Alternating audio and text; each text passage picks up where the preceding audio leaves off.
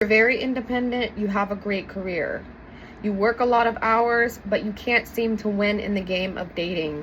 What do you do?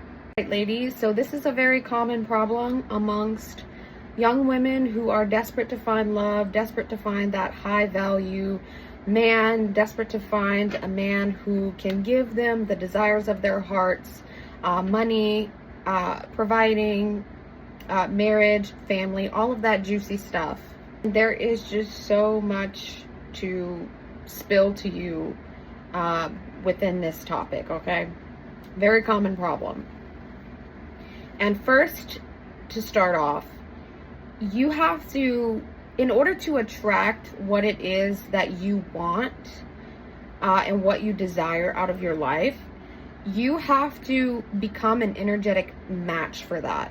Whatever is comfortable for you subconsciously, whatever container that is most comfortable for you, and however far that your container has expanded, however high your consciousness is, that is the level that you are able to draw in the people that you want to attract. And that's on every level within every relationship, but especially when it comes to a romantic relationship with a man. So, for example, you want a man that is financially stable. I don't want to say successful because there's a lot of nuances there. Financially stable, good energy. He's a provider. He is caring. He's emotionally available to you. He is virtuous. He's not out there playing the field and being reckless in women, in dating, and in financial matters. He's loyal. He's committable. He's all of these great masculine qualities. And he takes care of himself, right? And he overall is a well-rounded man who has strong values and goals for himself, right? So you want all that in a guy, right? But the truth of the matter is that you need to become the energetic match for that. Which means that if that's the kind of man that you want, that kind of man needs to be able to see that that's the kind of woman that you are, right? Because he wants a reciprocal match himself. So this is a concept that a lot of women, I think, really don't understand, because they have all of this long list of standards for themselves and what they desire out of a man. But in order for a man to find you and for you to be able to draw that in, you need to be that kind of woman that man finds to be attractive and appealing and is willing to pursue intentionally, because she is open enough and vulnerable enough and accepting enough of his pursuit. Basically, your nervous system is always working to keep you safe. It is always looking for validation and verification in the outside world to ensure that you are safe. And so whatever feels most safe and normal and routine in your nervous system, based upon your beliefs and your heart posture and where your spirit lies, and based upon what is normal to you, it will always be seeking out the physical manifestation of those things and of those qualities in your reality, if that makes sense. So point being, if you act trashy and you throw yourself all over guys, you get drunk, every weekend with the girls, you act very sloppy, you sleep around with whoever and whomever thinks that calls you pretty, you have no standards for yourself, but you think consciously that you have standards because you want a guy with a nice car and maybe a couple extra $100 bills in his pocket, right? If you're that kind of girl and you're giving off that vibe and you're giving off a low vibrational energy, then there's no possible way that a guy of that sort of quality would ever find you, find you to be a long-term partnership in his life, right? He might find you to be attractive. That's easy, right? Think that you're hot and sexy, or someone that could get down for a night. but the desperation energy that you are carrying through your life is never going to be able to attract in these quality guys. And in fact, ironically, you will end up repelling these men the more desperate that you are. Right. So with all that being said, as I've mentioned on here several times, and there's just so much knowledge to say about this thing. I mean, I could just go on for hours about this, because it's very deep, and there's so much to be said, and there's so much to be done in that healing process, right? Before you can ever attain that kind of man, that kind of lifestyle, that big desire, it's not unattainable. But before you can attain it, you have to really go through the healing and becoming a woman that kind of man would want to pursue. Remember, you're not a wife when he marries you. You are a wife when he finds you, okay? Here are a few more practical tips from my independent ladies who work a lot of hours. You know, they have good careers, they're established, they're doing well for themselves, but they just can't seem to win in the dating game. I have some practical tips for you that I'm going to share, okay? Number one being, you need to make time for dating. You need to make time for men and allow space in your life for a relationship to actually grow and flourish. It is impossible to date and have these super quality dating experiences and nourish a relationship that you really want to grow if you are so consumed by your career and overloading your work schedule. Remember something I always say on here: you are either a career woman or you are a woman with a career. Career woman will negate all of her responsibilities, all her family life, all her family activities, all her family values in order to put her career first. But a woman with a career decides that her values stand firmly on being there for herself, being there for her family, being there for her community, doing what she is called to do, and she just so happens to have a career on the side, but it's not her whole identity. She makes a living for herself, she's self-sufficient, maybe she enjoys running her business, but that is not her whole life, and she's not over-consumed by it. And I know, ladies, especially if you're here in America, I know that America is built around slavery, basically. Slavery to the system, slavery to just simply make ends meet. You're just kind of, you feel like you're in a hamster wheel, a rat race, to try to keep afloat and just even basic survive, with having to afford basic living, right? I get that it can be a hamster wheel, and it can be very exhausting.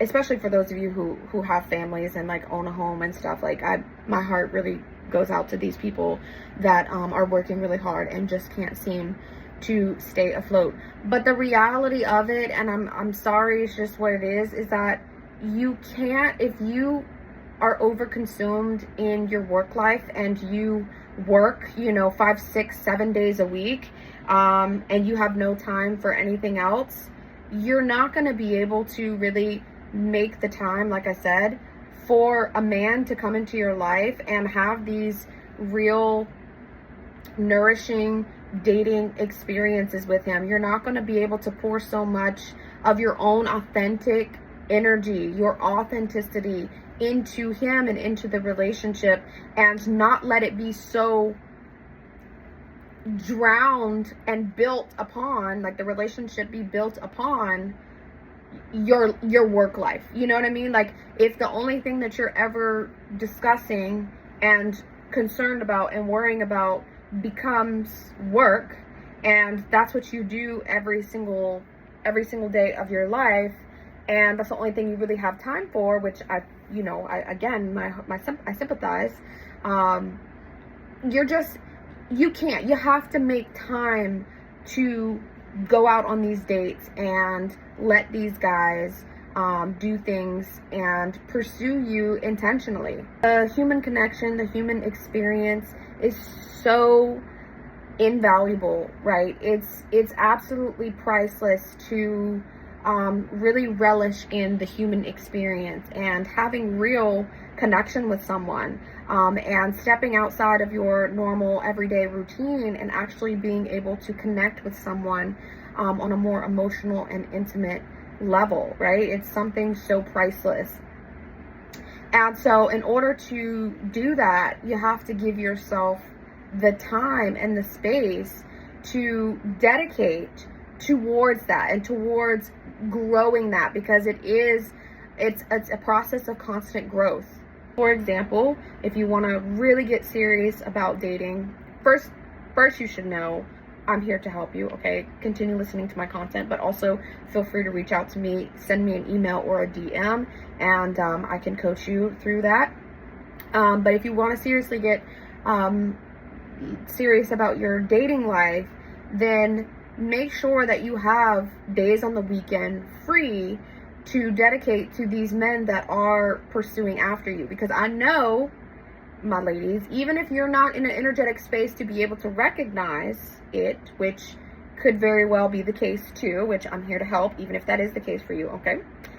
Even if you're not in the energetic space to recognize these guys that are pursuing you, I can assure you that there are guys pursuing you. There is masculine energy coming towards you and wanting to pursue you and show you what they can offer to you, right? Put themselves up, present themselves up to you to be a suitable choice in your life. So decide, make a plan, like, hey, I'm going to work, my regular hours throughout the week, but then on the weekends, I'll tell these guys that want to take me out, that have been asking to take me out, that I'm available on the weekends. You're not planning stuff. Maybe you might have to sacrifice planning stuff with your friends, planning stuff with the girls, planning stuff with the family, right?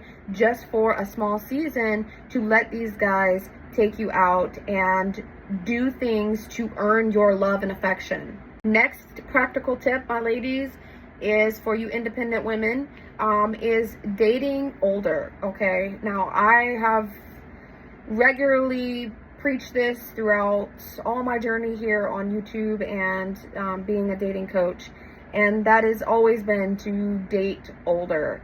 And while there are, of course, a few exceptions, as there are to every rule, I generally encourage you ladies, especially when you're in your later 20s, early 30s, whatever, I encourage you to date older guys. And when I say date older, I mean date within your comfort zone, and usually that's about 5 to 10 years older than you on average, right? That's the average normal, I should say, dating relationship, and that's the ideal range that you want to stay in, dating older.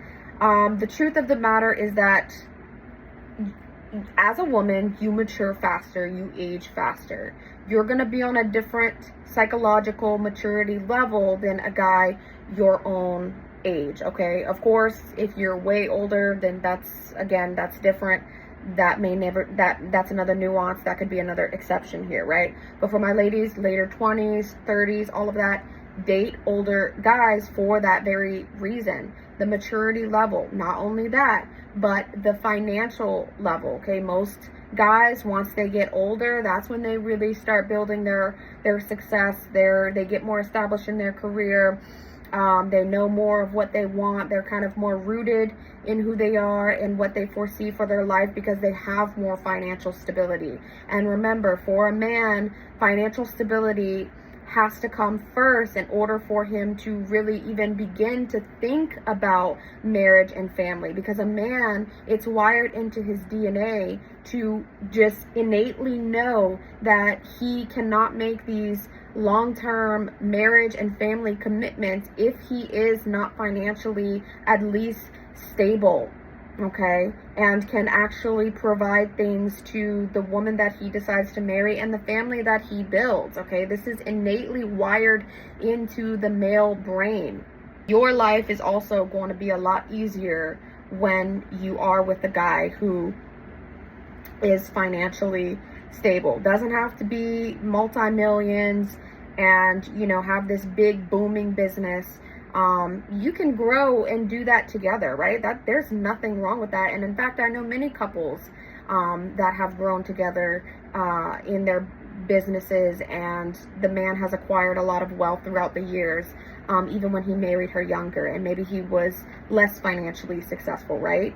But just the basic, right? The basic level of having some sort of stability, can feed himself, you know, has leftover money to be able to feed his wife and family. I've been watching so much of Steve Harvey, like his older talk show, and I absolutely love him. I love him, and I love his value system. I love how he speaks so openly about men and women and men and women's differences, and I love how he coaches women in dating and stuff. So that's why I have so much interest in the show. But anyways, I've seen on so many of his shows, on so many different occasions, the girlie is trying to get the guy to propose. He won't propose. She can't seem to understand why the guy won't propose. And do you know that on multiple occasions of these guys being interviewed by him as to why they have not proposed yet, all these guys have the same answer. And it is always, like, the number one is because they want to make sure that they are financially stable, financially secure, okay? Have enough means to sustain life and a home. Okay, I went off on a tangent, but anyways, back to the practical tip of dating older. I don't even encourage women to date like me, right? Like, I date significantly older. I like them like 20 years plus, okay? I am not of the average, and I'm totally fine with that. I freaking own it, okay? So I don't even encourage women to date significantly older. I mean, if you're into that, of course, go right on ahead. I love watching the women, you know, who do have the age gap relationships, right? But, like, practically speaking, I know that most women want to start a family and just want, like, a basic American dream lifestyle. And I don't really, like, I don't encourage them to, you know, only go after and say yes to these guys who are 20, 25, 30 years older, right? Like, you have to be practical about it, even if I'm not always. Anyways, this is not about me. Mwah. It's about you, okay? So all of that being said, you gotta stop playing around with these younger guys. You gotta stop playing around with these young, weak, wimpy boys, okay? These boys that are disguising themselves as men because maybe they have a six-pack, maybe they have big, strong muscles, but they're weak, wimpy, feminine guys. Stop, my lady, okay? You are gonna have a lot harder time feeling feminine in the presence of a guy who is your same age. And I think actually Jordan Peterson talks a lot about this, how the woman's peer is a guy who is 4 years older than her, right? So, I mean, that's fascinating in itself, and really just goes to show you, like, the maturity level of a woman versus a guy at the same age. And so, yeah, that's what I'm saying. At 4 years difference, so a guy that's 4 years older is only just beginning to get at her own maturity and psychological level. That says a lot. So that's why I encourage you to 5 to 10 years, and you're gonna naturally feel so much more feminine in the older gentleman's presence, because there's just some sort of innate respect that you have, and innate admiration that you have for a guy who is older than you.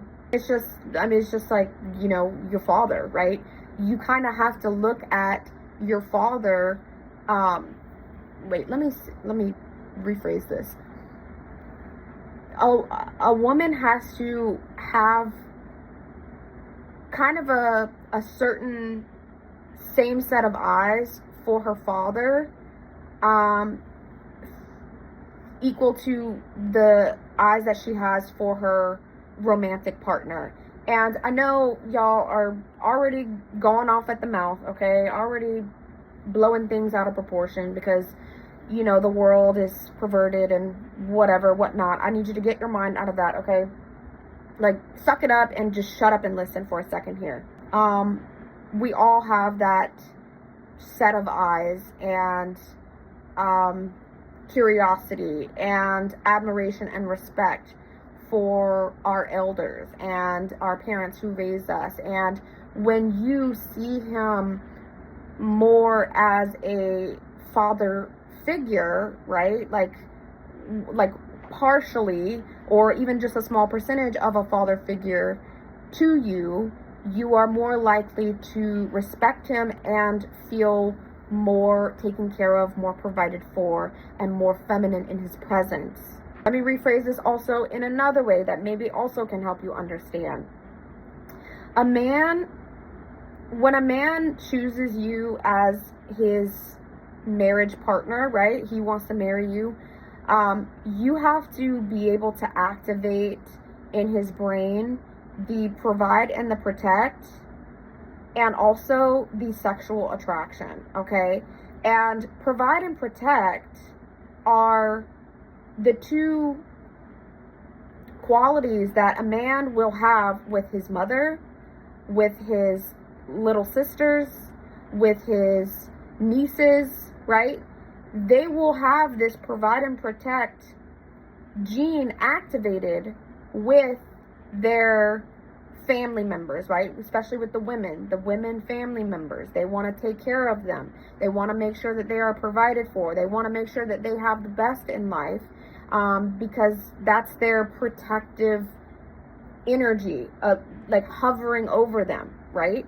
So you want to activate those two things in his brain, right? Subconsciously, you want to activate that because you want him to view you in the same way that he would want to protect and provide for his daughter or his mom or his nieces, right?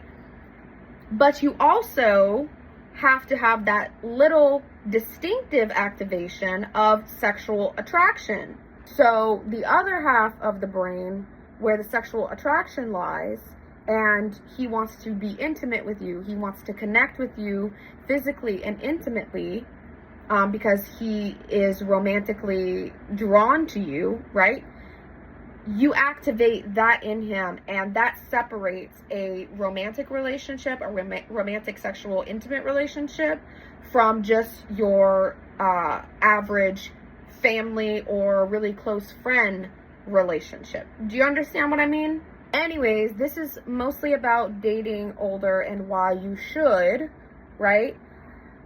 But anyways, all in all, stop dating these young, wimpy, feminine boys, okay? These feminine boys who would rather write rap songs in their cars than actually go out there and work really hard and have goals for his life and build a business for himself and be determined to take care of you and a family, okay? Stop going after these feminine boys, okay? I know you got your own. I know you can take care of yourself and you so independent and strong, okay? But stop going after these young feminine boys. A boy will only give you a headache, okay? Yourself, in fact, to where you are so turned off by that, and that you don't even, like, you don't even have that coming into your field. You don't even notice these boys and that they even exist in your life, because all the places that you go, they don't have little boys, right? Little boys don't go to the places that you go to. Little boys don't hang around the people and the environments that you are hanging around in, right? So train that, fixate your mind on provider men and take your focus off of these little bitty boys. All right, next practical tip from my independent ladies who are struggling in the game of dating, and this is a really good one too. Expand your dating pool. Now, I know that you think you need to date inside your culture, and you're not allowed to step outside of your race, and You're only supposed to date within this very small pool where maybe he has to be maybe 1 or 2 years your age, or maybe 1 or 2 years older. He's very close, like in your community, you know, he goes to the same bars you do, and he looks like you. Like all of this stuff, right, that you think that that's the only way that you are allowed to date, because that's the belief system that you've created yourself, and you've created your own barriers around it, right?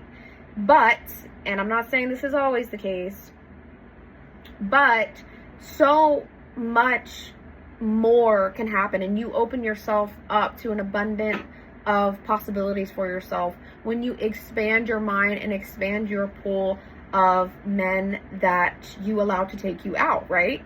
So for me, like, okay, I am an attractive blonde. I have very fair skin. I have a more unique look, right? That's why I'm a signed model. And I guess statistically, or maybe scientifically, whichever one, people find that to be attractive across all cultures, across all ethnicities, right? People generally find the light skin, light eyes, and blonde hair to be attractive, okay? That's why Elsa Hosk is one of the world's biggest supermodels, okay? Like, she is just absolutely stunningly gorgeous, but everybody knows that, right? Because it's very attractive. Where was I going? Oh yeah, okay. So I allowed myself a few years ago to expand my pool of guys that I would open myself up to dating. So I've literally been on dates, or even like more serious dating, guys of almost every culture. Like, I'm not even kidding you. Probably every culture. Like, I've went on so many different dates. I've let so many guys like just bring me out to dinner or whatever throughout my years of dating, and it's literally been almost every ethnicity.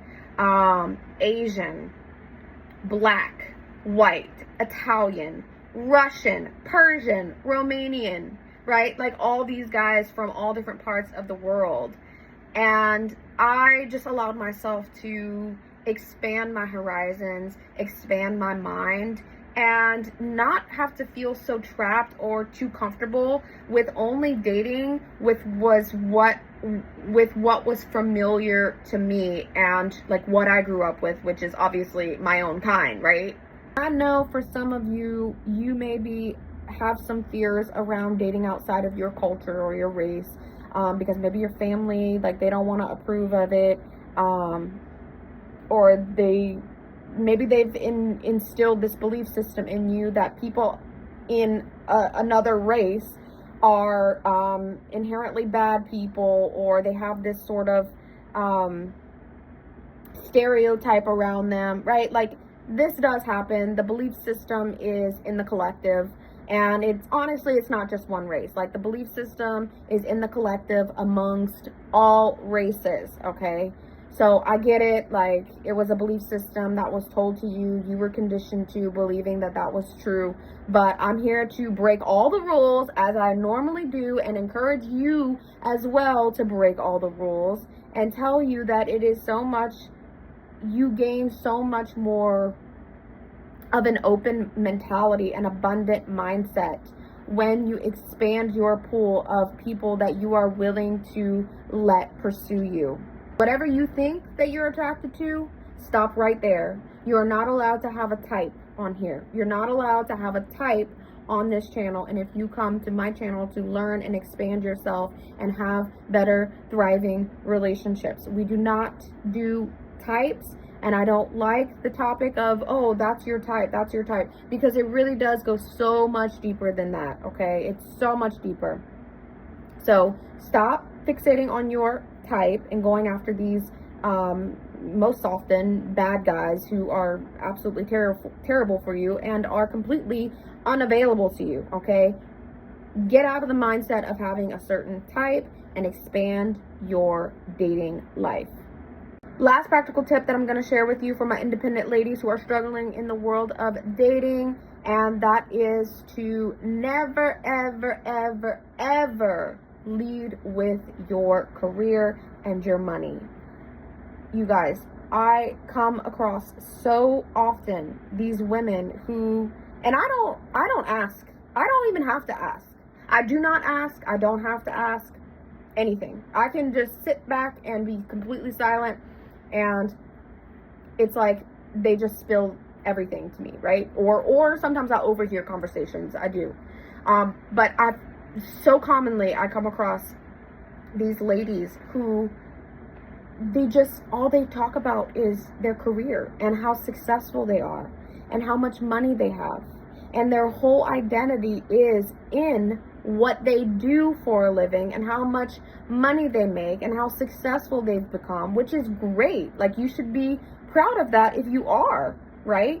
But your whole identity should not be wrapped up in your ability to be successful and your ability to be a provider, because that's all the message that you're getting across to a guy anytime that you tell a guy how successful you are and bragging about how much money you make and how far you've come in your career. That's all you're doing. You're signaling to these feminine men that you can be a great provider and you can take care of yourself. And trust me, my lady, if you end up in a relationship with a feminine guy who wants you to be the provider, you to be the breadwinner, and wants to make sure you got your own and you don't need him because you're so independent, I promise you be coming to find my channel later on and sending me DMs and emails about how you need help because these feminine men ain't treating you right. And they're not being providers that you want them to be innately because you're a feminine woman and you're wired to want that.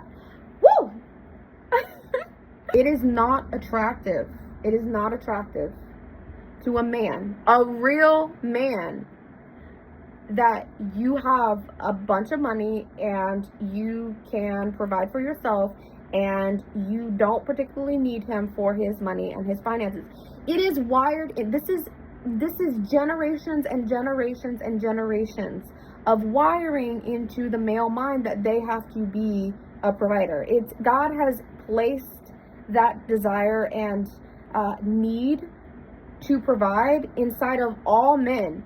Some men don't have that activated. Yes, that is true.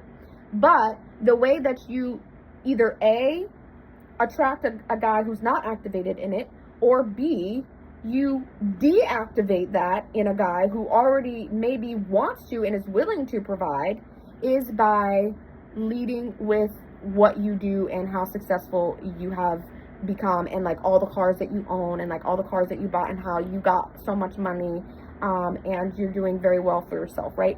I'm so proud of you if you are doing all of that. Like, literally, I really do love it. I love to see people thriving. I love to see people making money and being abundant. But never come to a man with that, okay? You never come to a man with that. You can go to your girlfriends with that, but a man has so much more intuitive and deeper needs from a woman, and it has nothing to do with how independent and successful she is. In fact, my ladies, when you do that, you may not be knowingly or even trying to emasculate a man, but it is what you are doing. You are emasculating a man when you are in front of him and he has interest in you romantically, but you make your whole identity wrap it up in your success, right? You mistakenly think that because that is what you are attracted to as a woman, because you came onto this planet to seek out a man who could protect and provide, and the deepest part of the female brain is to seek out a man with resources who can protect and provide, okay? You mistakenly think that that is because that is what you are attracted to and what you are looking for, that a man would be looking for the same thing, because culture has indoctrinated you that that is the utmost importance to men or just to everyone in general. And my dear, you have been so sadly brainwashed by this feminism rhetoric, and I need you to take that thought and throw it across the ocean and never, ever reel it back in, okay? Man needs to be needed. He needs to feel sufficient. He needs to feel like he has a purpose, and he needs to feel that he can be a good provider. If a woman comes in with so much more money and success and has more to show for herself, and she has more assets than the guy that she may be dating does, that is not going to be a good relationship, because he's going to feel emasculated. And even if it's not even consciously known between the two of the two parties in the relationship, it's just going to be said through all of the toxic communication, right? So don't date a guy, even if you are very successful, don't date guys that don't have anything, or even they don't have as much as you. Okay, you need to either date a man that has more than you and has more to show than you, or at least on your level, right? He needs to have at least what you have and what is normal to you, and the amount of money that you spend that's normal to you. He has that or more. He needs to feel above you. He needs to feel as the more dominant one, especially in the financial matters. Babe, I am telling you, okay? This is going to be, I know, it's a long video, okay? I am someone, let me share with you to try to help you feel more relatable, okay? I am someone, I have always been this way. I am someone who desires wealth, success, and abundance, and a luxurious lifestyle and travel, okay? In what that means and looks like in my mind. It doesn't necessarily look like Chanel bags and $600 dine out restaurant meals every night. That's not what I'm talking about. I mean, that'd be great, right? Maybe one day, but that's not even what I'm talking about, okay?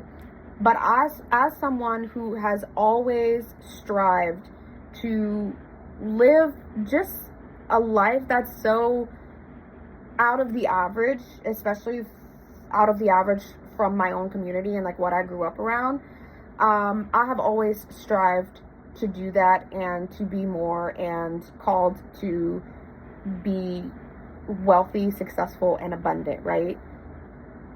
And from that overflow, I would want to give back, right? Anyways, like provide things.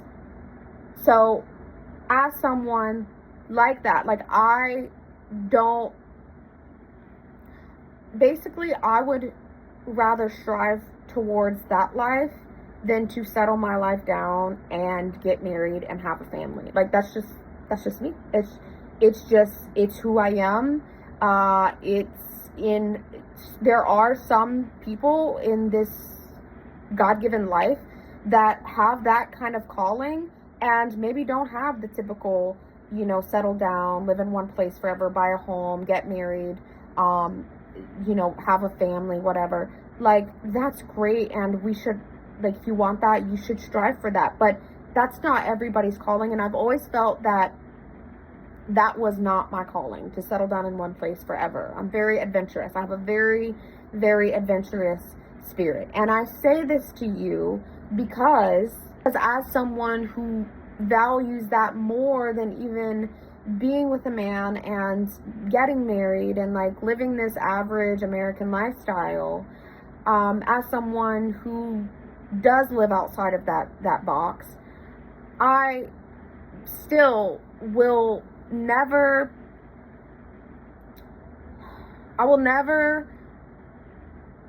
go into communication, I should say. Doesn't even have to be a relationship.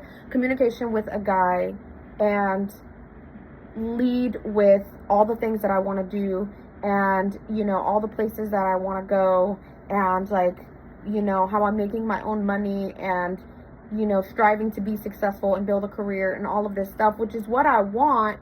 But that never has to be brought to the table up front at first when in communication with a guy, because it can be emasculating for a man who's not quite on that level. And that's okay, babe. That's okay. That doesn't mean you shrink yourself, right? That's okay that you decide that you want to put other people's feelings first and really think about the way that they might feel, well, I should say a man might feel, to know that a woman has more than he does, especially if he's romantically interested. And again, that's not even to say that there are not situations where the woman might be making more money than the guy, and that could be an exception. Absolutely there is. And yes, there are, like, in those situations, you really have to know this game of men and women, and how to be a feminine woman and how to communicate.